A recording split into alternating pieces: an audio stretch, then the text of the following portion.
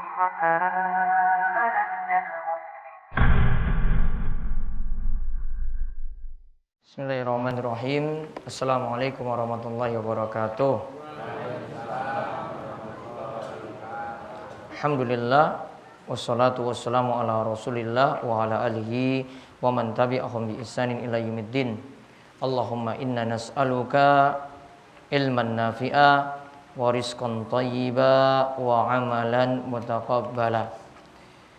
Alhamdulillah, para jamaah salat tarawih yang mugi-mugi senantiasa dirahmati dan diberkahi oleh Allah Subhanahu wa taala. Pada malam hari ini kita berada pada malam 1 Ramadan.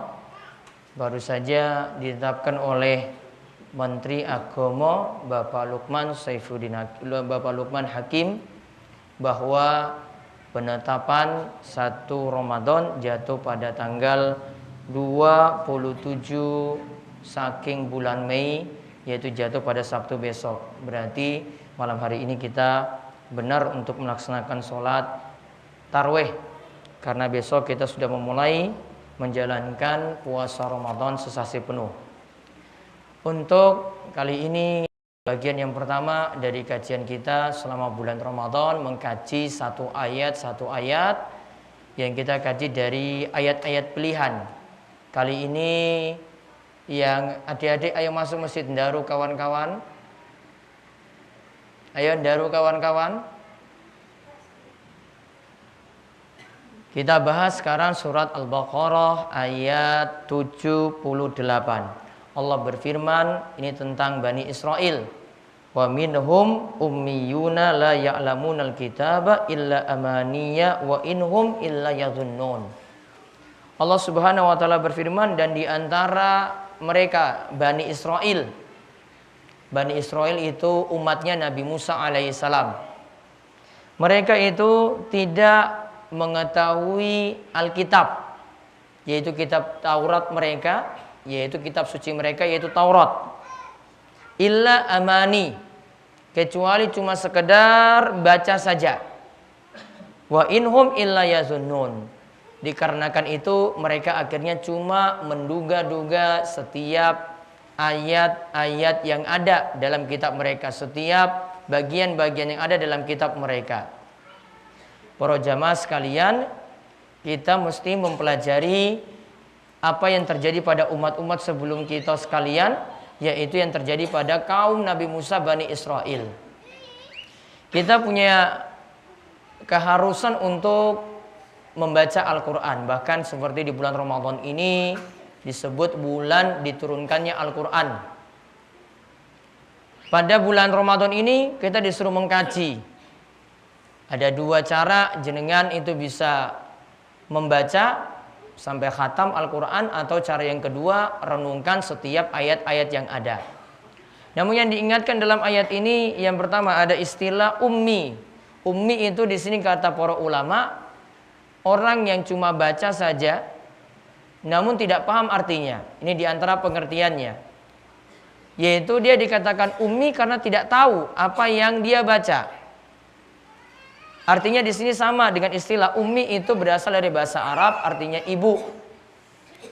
Maka ummi yang dimaksud karena kita itu keluar dari perut ibu kita, la ya'lamuna syai'a, tidak mengetahui apa-apa.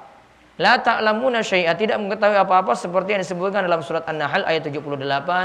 Wallahu akhrajakum min butuni ummahatikum la ta'lamuna syai'a. Kalian wahai manusia, Allah itu keluarkan dari perut ibu kalian dalam keadaan tidak mengetahui apa-apa.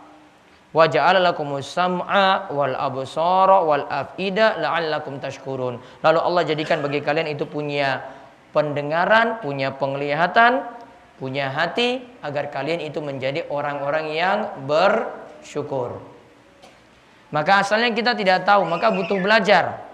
Maka ayat ini maksudkan celaan untuk orang-orang Yahudi, Bani Israel, di mana mereka baca kitab, baca Al-Quran kalau di tengah-tengah kita, yaitu mereka cuma sekedar baca saja, tidak paham apa maksudnya.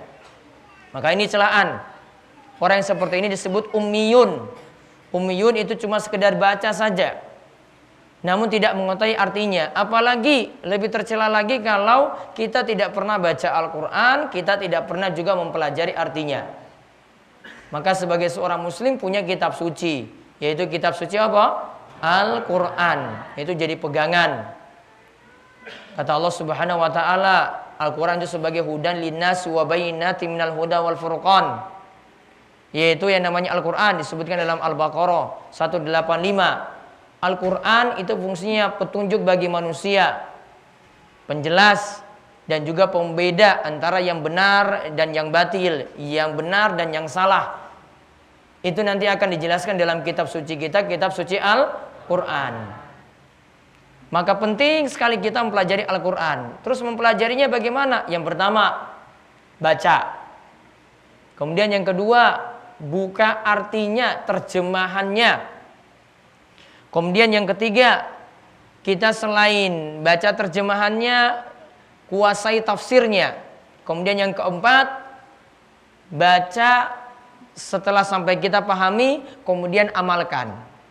Jadi baca, pahami arti, kuasai tafsir, kemudian sampai diamalkan. Contohnya apa yang dilakukan oleh para sahabat radhiyallahu anhum. Mereka cukup baca saja 10 ayat.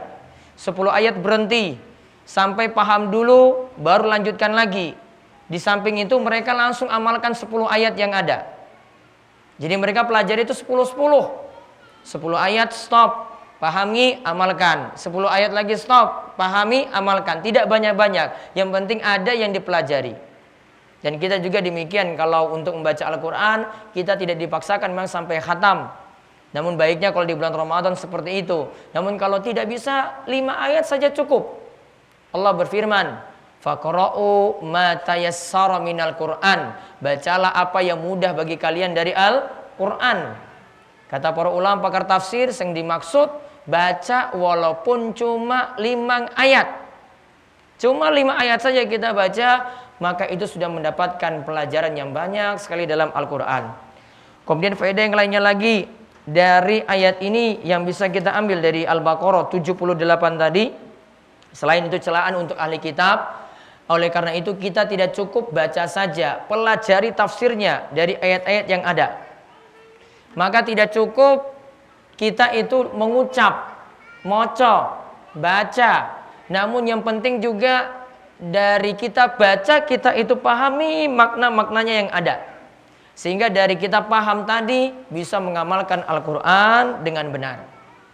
Ada beberapa rujukan para ulama dalam masalah tafsir yang bisa kita pelajari. Misalnya tafsir Ibnu Katsir, misalnya tafsir As-Sa'di, dan tafsir-tafsir yang lainnya. Wallahu a'lam bishawab. Ini yang kita bahas untuk kesempatan malam hari ini. Jadi nanti bareng kula cuma sebentar saja kita kaji satu ayat dari ayat-ayat pilihan dalam Al-Quran. Mungkin dengan mengkajinya kita semakin bisa menambah ilmu, faedah-faedah ilmu yang berharga di dalamnya, lalu berusaha untuk amalkan. Inti pelajaran kali ini pokoknya Al-Quran itu dibaca, kemudian berusaha untuk pelajari, berusaha untuk kaji maknanya, sehingga nantinya kita bisa amalkan dengan benar. Demikian, Assalamualaikum warahmatullahi wabarakatuh.